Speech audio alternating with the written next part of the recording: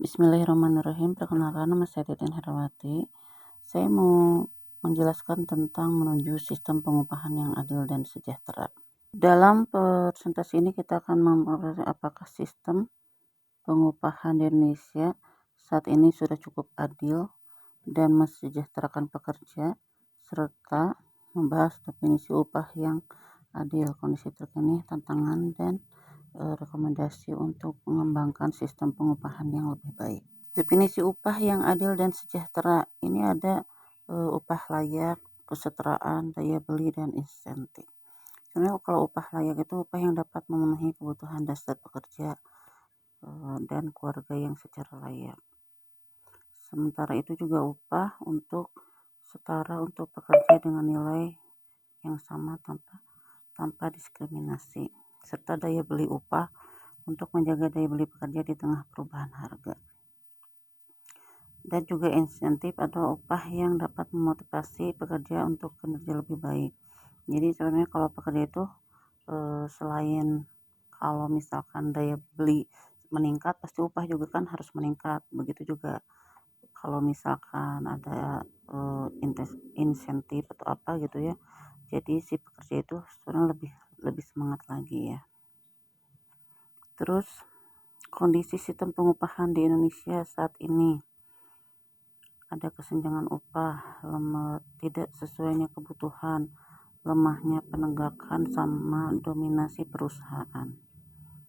Untuk kesenjangan upah, di sini ada juga upah yang lebar antara pekerja di berbagai sektor. Sebenarnya kalau sektor itu ada beberapa ya, salah satunya ada UMKM, ada PNS, ada BUMN, itu kan beda-beda ya. Terus tidak sesuainya kebutuhan, upah minimum regional atau UMR belum mampu memenuhi kebutuhan hidup layak pekerja, karena kan daya belinya juga ya untuk kebutuhan sama penghasilan juga sebenarnya harus menyesuaikan nih. Terus lemahnya penegakan adalah aturan pengupahan masih lemah sehingga banyak pelanggaran yang terjadi. Nah ini juga lemah dalam penegakan gitu. Terus ini dominasi perusahaan, penetapan upah cenderung didominasi oleh kepentingan perusahaan daripada pekerja. Nah, kita lanjut. Tantangan dalam penerapan upah yang adil. Ada kompleksitas ekonomi, yaitu dimana ekonomi yang berubah-ubah mempersulit penetapan upah yang adil. Regulasi yang lemah juga ada, aturan pengupahan yang kurang komprehensif memungkinkan banyak pelanggaran yang terjadi. Sama kapasitas perusahaan, kemampuan finansial perusahaan juga beragam, menyulitkan penerapan upah minimum yang seragam. Sama budaya paternalistik atau budaya yang dominasi dengan hubungan industrial mempersulit negosiasi upah yang adil. Terus kesenjangan antara UMR dan biaya hidup layak. Ini UMR, upah minimal regional yang ditetapkan pemerintah. Kebutuhan yang layak yang dibutuhkan pekerja, perbedaan signifikan antara UMR dan KHL mengidentifikasi upah yang belum mencukupi.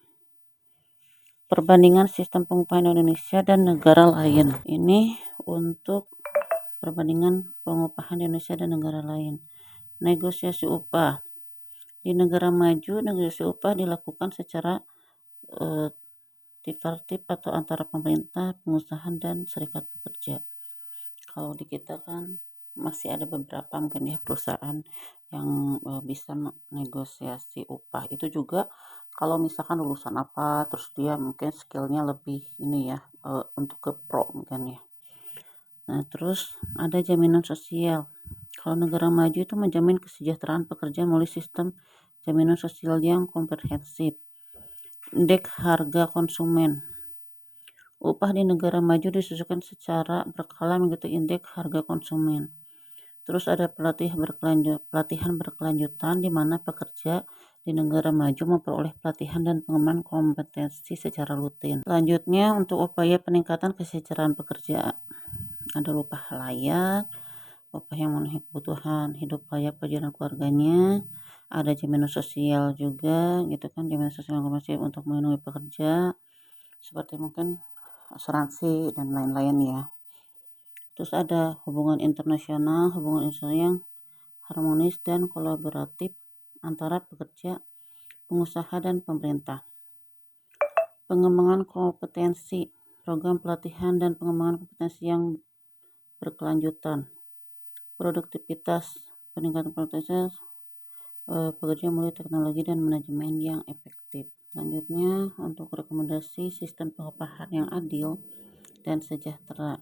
Ini kita nomor 1 ada revisi regulasi, memperkuat aturan pengupahan dan penegakan untuk menjamin kepatuhan. Terus ada penetapan upah minimum juga, yang penetapan upah minimum dapat kebutuhan hidup layak dan pekerja, meningkatkan peran serikat pekerja juga gitu.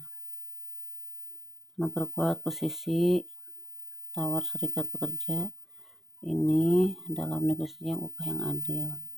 Terus insentif produktivitas juga mengaitkan upah dengan produktivitas pekerja untuk mendorong kinerja yang optimal. Sama jaminan kesejahteraan, menyediakan jaminan sosial yang komprehensif untuk menjamin kesejahteraan pekerja. Mungkin itu dari saya untuk sistem pengupahan yang adil dan sejahtera. Terima kasih. Assalamualaikum warahmatullahi wabarakatuh.